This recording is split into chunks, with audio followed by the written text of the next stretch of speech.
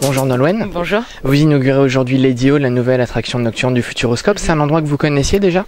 C'est un endroit que je découvre, que je ne connaissais pas malheureusement. J'en avais entendu beaucoup de bien, notamment de la part de ma petite sœur qui a eu l'occasion de se rendre au Futuroscope il y a quelques années avec son école.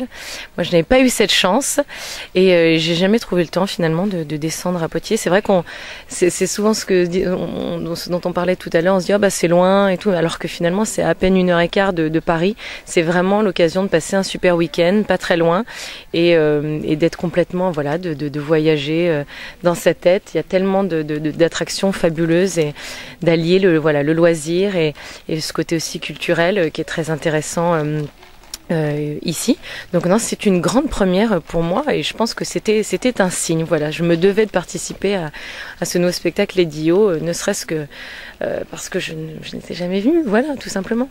Est-ce qu'il y a un second signe avec votre album qui porte aussi sur le thème de l'eau ?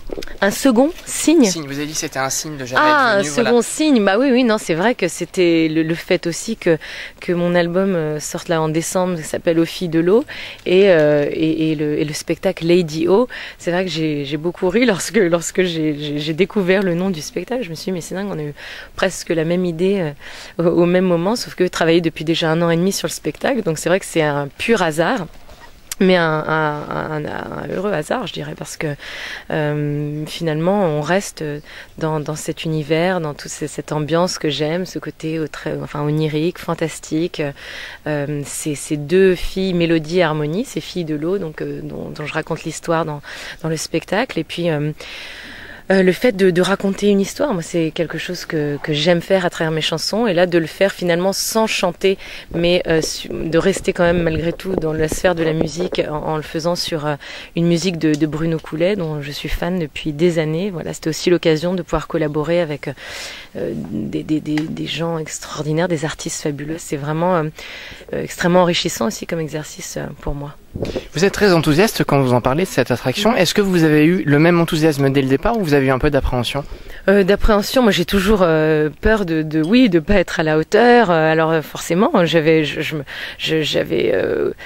déjà, je connaissais l'exercice de doublage puisque j'ai eu l'occasion de le faire il y a quelques mois pour le film Les 5 légendes, le film d'animation.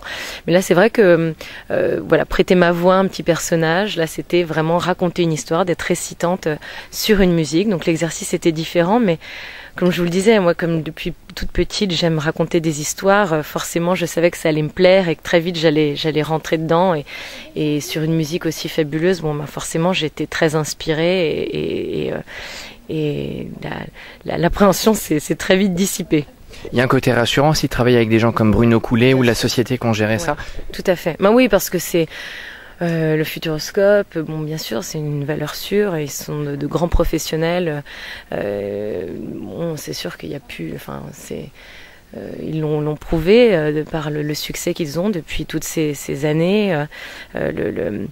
Le bonheur qu'a le public chaque année à découvrir toutes ces aventures, toutes ces attractions. Et puis Bruno Coulet, bien sûr, qui a une expérience extraordinaire en matière un musicien extraordinaire, de musique de film, qui a l'habitude aussi de s'associer à ce genre d'événements, en l'occurrence de spectacle. Je crois qu'il avait déjà travaillé pour le Futuroscope auparavant. Pour moi, c'est une grande première avec le Futuroscope et au Futuroscope. Alors pour finir, donner envie aux gens de venir voir, ceux qui hésitent peut-être à venir découvrir ce show. Mais l'envie, c'est tout simplement de passer un super moment parce qu'on a la chance en France d'avoir des endroits comme le Futuroscope. On n'a pas besoin d'aller dans d'autres pays ou de voyager très très loin pour pouvoir s'évader, passer un moment de détente, de loisir et en même temps, comme je vous le disais tout à l'heure, de découvrir, d'apprendre des choses. Et je trouve que d'allier justement le loisir avec la découverte, je trouve que je